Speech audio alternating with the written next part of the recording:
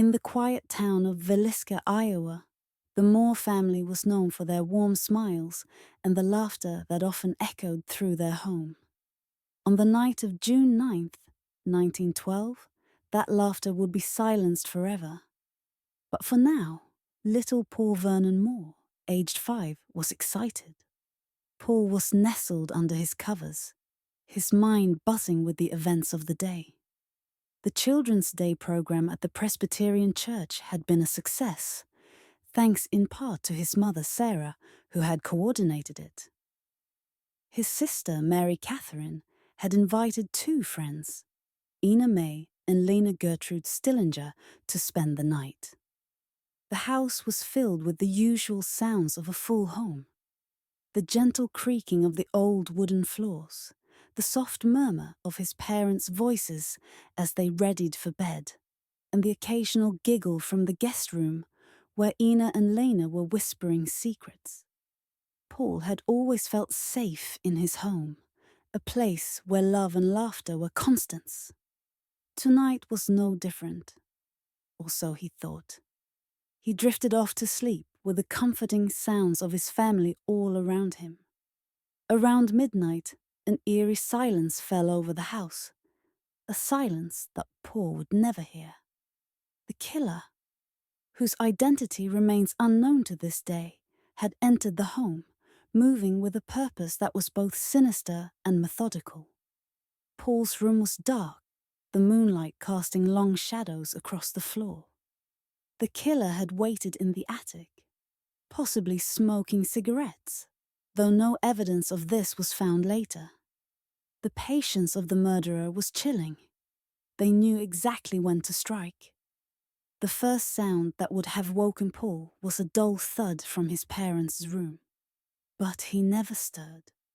The killer had already begun his grim work in the master bedroom, starting with Josiah, Paul's father. The brutality was unmatched.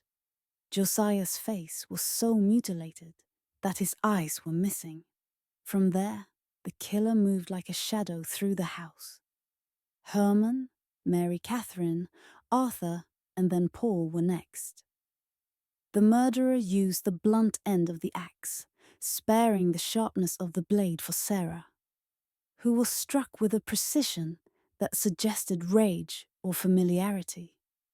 Paul's last memory, if he had one, would have been the cold touch of the axe as it descended, ending his innocence in the dead of night. The next morning, the town would awaken to a world shifted on its axis.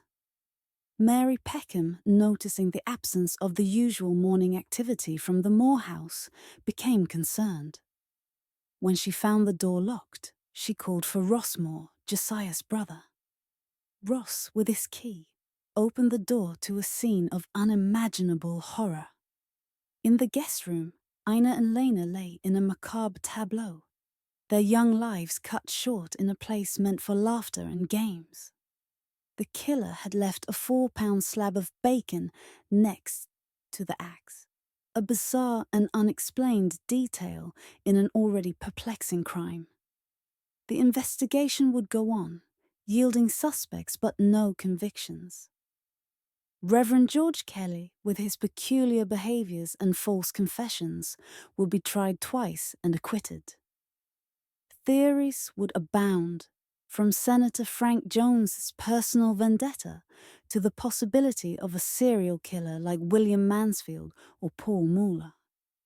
But for Paul, and for the entire Moore family, the story ended in that house on the night of June 9th to 10th, 1912.